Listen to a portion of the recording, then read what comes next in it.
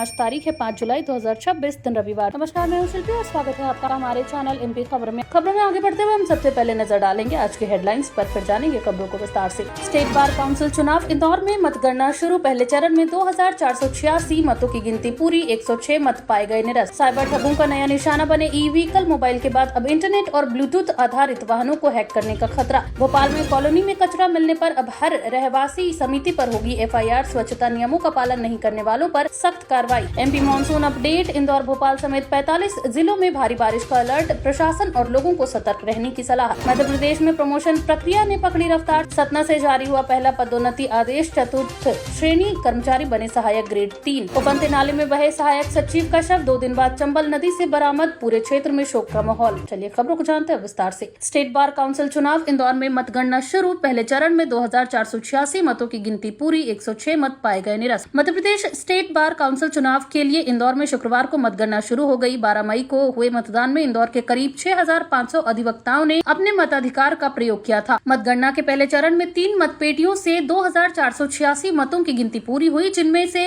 106 मत निरस्त घोषित किए गए। मतगणना कड़ी सुरक्षा व्यवस्था और चुनाव अधिकारियों की निगरानी में जारी है। बार काउंसिल के लिए चुने जाने वाले सदस्य प्रदेश के अधिवक्ताओं के हितों से जुड़े महत्वपूर्ण फैसलों में भूमिका निभाएंगे। प्रत्याशी और उनके समर्थक मतगणना केंद्र पर नतीजों का इंतजार कर रहे हैं। वहीं अधिकारियों का कहना है कि सभी मतों की गिनती पूरी होने के बाद चरणबद्ध तरीके से परिणाम घोषित किए जाएंगे। साइबर ठगों का नया निशाना बने ई व्हीकल, मोबाइल के बाद अब इंटरनेट और ब्लूटूथ आधारित वाहनों को हैक करने का खतरा, विशेषज्ञों ने जारी की एडवाइजरी। इंदौर में साइबर विशेषज्ञों ने ई व्हीकल उपयोगकर्ताओं के लिए नई एडवाइजरी और नई चेतावनी जारी की है। अब साइबर ठग सिर्फ मोबाइल ऐप, यूपीआई और बैंक खातों तक सीमित नहीं है, बल्कि इंटरनेट और ब्लूटूथ से जुड़े स्मार्ट इलेक्ट्रिक वाहनों यानी ईवीएस को भी निशाना बना रहे हैं। विशेषज्ञों के अनुसार असुरक्षित मोबाइल ऐप, फर्जी चार्जिंग प्लेटफॉर्म, नकली सॉफ्टवेयर अपडेट और सार्वजनिक वाईफाई के जरिए वाहन का डेटा चुराने या सिस्टम से छेड़छाड़ की जा सकती है। वाहन मालिकों को सलाह दी गई है कि वे केवल अधिकृत ऐप और चार्जिंग स्टेशन का ही उपयोग करें, अनजान लिंक या क्यूआर कोड स्कैन करने से बचें तथा समय समय पर वाहन का आधिकारिक सॉफ्टवेयर अपडेट कराते रहें। साइबर सेल ने लोगों से किसी भी संदिग्ध गतिविधि की तुरंत शिकायत करने की अपील की है। धार में बाढ़ का खौफनाक मंजर, अंतिम संस्कार के दौरान चिता तक पानी पहुंचा, बह गया शव। धार जिले में लगातार हो रही भारी बारिश के बीच एक बेहद ही दर्दनाक घटना सामने आई। अंतिम संस्कार के दौरान अचानक आई बाढ़ का पानी शमशान घाट तक पहुंच गया और जलती हुई चिता को अपनी चपेट में ले लिया। तेज बहाव के कारण शव भी पानी में बह गया, जिससे मौके पर मौजूद लोगों में अफरा तफरी मच गई। घटना की सूचना मिलते ही प्रशासन और पुलिस की टीम मौके पर पहुंची तथा शव की तलाश शुरू कर दी गई। लगातार बारिश और नदी नालों के बढ़ते जलस्तर के कारण प्रशासन ने लोगों से अत्यधिक सतर्क रहने की अपील की है। 310 करोड़ रुपए की ठगी का खुलासा, इंदौर में 3 कारोबारी गिरफ्तार, निवेश के नाम पर लोगों से की गई धोखाधड़ी। इंदौर में आर्थिक अपराध शाखा ने करीब 310 करोड़ रुपए की कथित ठगी के मामले में 3 कारोबारियों को गिरफ्तार किया है। आरोप है कि आरोपियों ने निवेश पर भारी मुनाफे का लालच देकर बड़ी संख्या में लोगों से करोड़ों रुपए जुटाए और बाद में पैसे वापस नहीं किए। जांच में वित्तीय लेन देन और दस्तावेज सामने आए, जिनकी गहन जांच की जा रही है। पुलिस का कहना है कि मामले में अन्य लोगों की भूमिका की पड़ताल भी की जा रही है और जरूरत पड़ने पर और गिरफ्तारियां हो सकती हैं। पीड़ित निवेशकों से भी जानकारी जुटाई जा रही है। भोपाल में कॉलोनी में कचरा मिलने पर अब रहवासी समिति पर होगी एफआईआर, स्वच्छता नियमों का पालन नहीं करने वालों पर सख्त कार्रवाई। भोपाल नगर निगम ने शहर को स्वच्छ बनाए रखने के लिए सख्त कदम उठाने का फैसला किया है। अब यदि कॉलोनी में खुले में कचरा पड़ा मिला या स्वच्छता नियमों का उल्लंघन पाया गया तो संबंधित रहवासी कल्याण समिति यानी आरडब्ल्यूए या कॉलोनी प्रबंधन समिति के खिलाफ एफआईआर दर्ज की जाएगी। नगर निगम का कहना है कि बार बार चेतावनी देने के बावजूद कई कॉलोनियों में सफाई व्यवस्था संतोषजनक नहीं है, इसलिए जिम्मेदारी तय कर कानूनी कार्रवाई की जाएगी। निगम ने नागरिकों से भी कचरा निर्धारित स्थान पर डालने और स्वच्छता अभियान में सहयोग करने की अपील की है। भुज के संग्रहालय की तर्ज पर भोपाल में बनेगा अत्याधुनिक स्मारक, प्रदेश के इतिहास और संस्कृति को मिलेगा नया आयाम। भोपाल में गुजरात के भुज स्थित संग्रहालय की तर्ज पर एक आधुनिक स्मारक विकसित किया जाएगा। इस परियोजना का उद्देश्य मध्य प्रदेश के गौरवशाली इतिहास, सांस्कृतिक विरासत और महत्वपूर्ण घटनाओं को आधुनिक तकनीक के माध्यम से प्रदर्शित करना है। वास्तविक स्मारक में डिजिटल गैलरी, इंटरैक्टिव डिस्प्ले और ऐतिहासिक दस्तावेजों का संग्रह भी शामिल होगा। सरकार का मानना है कि इससे युवाओं को प्रदेश के इतिहास से जुड़ने का अवसर मिलेगा और पर्यटन को भी बढ़ावा मिलेगा। संबंधित विभागों ने परियोजना की रूपरेखा तैयार करने और निर्माण प्रक्रिया शुरू करने की दिशा में काम तेज कर दिया है। MP monsoon update, Indore Bhopal समेत 45 जिलों में भारी बारिश का अलर्ट, प्रशासन और लोगों को सतर्क रहने की सलाह। मध्य प्रदेश में मॉनसून पूरी तरह सक्रिय हो गया है। मौसम विभाग ने इंदौर, भोपाल, उज्जैन, जबलपुर, ग्वालियर समेत प्रदेश के 45 जिलों में भारी से अति भारी बारिश का अलर्ट जारी किया है। कई स्थानों पर गरज चमक, तेज हवाओं और बिजली गिरने की भी संभावना जताई गई है। लगातार बारिश के कारण नदियों और नालों का जलस्तर बढ़ सकता है तथा निचले इलाकों में जलभराव की स्थिति बन सकती है। प्रशासन ने सभी जिलों को सतर्क रहने और राहत एवं बचाव दलों को तैयार रखने के निर्देश दिए हैं। नागरिकों से भी खराब मौसम के दौरान अनावश्यक यात्रा से बचने की अपील की गई है। 9 जुलाई से रेलवे में बड़े बदलाव। जबलपुर से LHB रैक वाली स्पेशल ट्रेनें चलेंगी। कई ट्रेनों में स्लीपर कोच होंगे कम। भारतीय रेलवे 9 जुलाई से जबलपुर मंडल में कई महत्वपूर्ण बदलाव लागू करने जा रहा है। इस दौरान जबलपुर से LHB रैक वाली विशेष ट्रेन का संचालन शुरू होगा, जिससे यात्रियों को अधिक सुरक्षित और आरामदायक यात्रा सुविधा मिलेगी। वहीं कुछ ट्रेनों में स्लीपर कोचों की संख्या कम कर अन्य श्रेणियों के डिब्बे बढ़ाए जाएंगे। रेलवे का कहना है कि ये बदलाव यात्रियों की मांग और परिचालन आवश्यकताओं को ध्यान में रखकर किए जा रहे हैं। यात्रियों को सलाह दी गई है कि यात्रा से पहले अपनी ट्रेन की कोच संरचना और सीट की स्थिति की जानकारी अवश्य ले। मध्य प्रदेश में देर रात बड़ा प्रशासनिक फेरबदल। 9 IPS अधिकारियों के तबादले। कई जिलों में पुलिस व्यवस्था में बदलाव। मध्य प्रदेश सरकार ने कानून व्यवस्था और प्रशासनिक कार्यों को अधिक प्रभावी बनाने के उद्देश्य से देर रात 9 बजे भारतीय पुलिस सेवा यानी IPS अधिकारियों के तबादले किए हैं। जारी आदेश के अनुसार कई अधिकारियों को नई जिम्मेदारियां सौंपी गई हैं, जबकि कुछ जिलों में पुलिस नेतृत्व बदला गया है। सरकार का कहना है कि ये फेरबदल प्रशासनिक आवश्यकता और बेहतर पुलिसिंग को ध्यान में रखकर किया गया है। तबादलों के बाद संबंधित अधिकारियों ने नई जिम्मेदारियां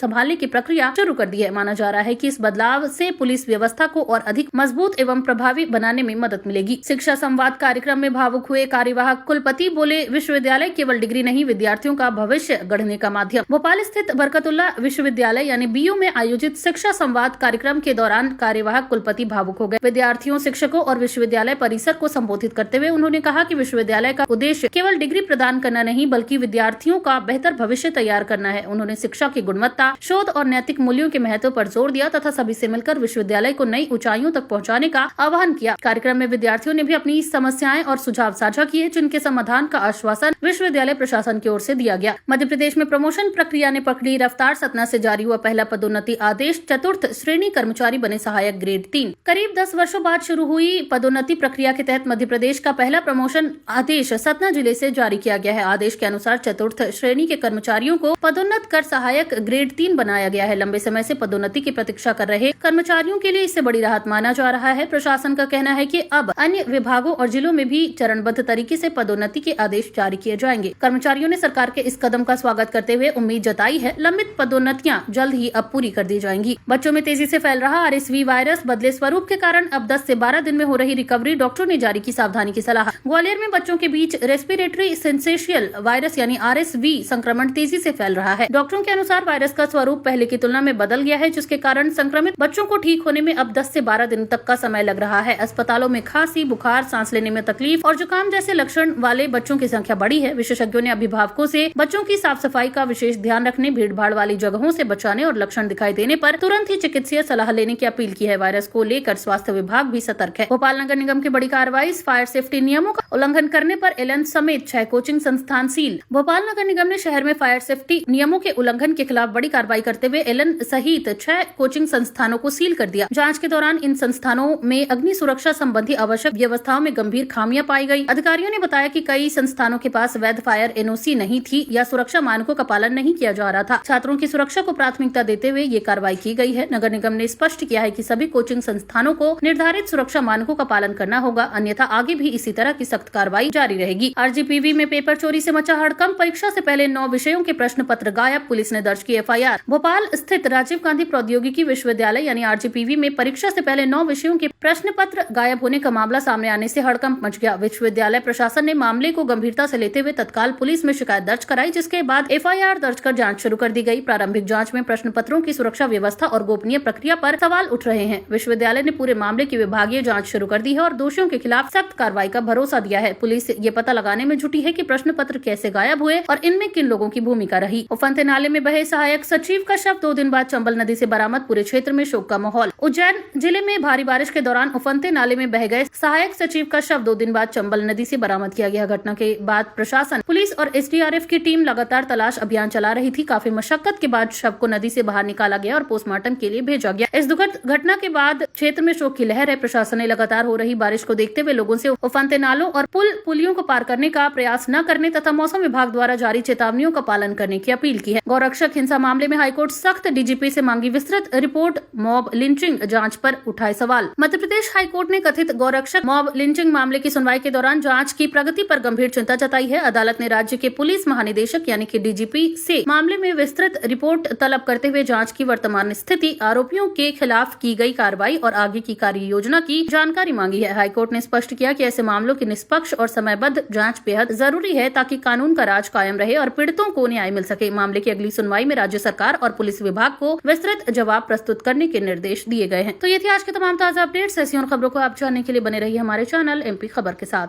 धन्यवाद।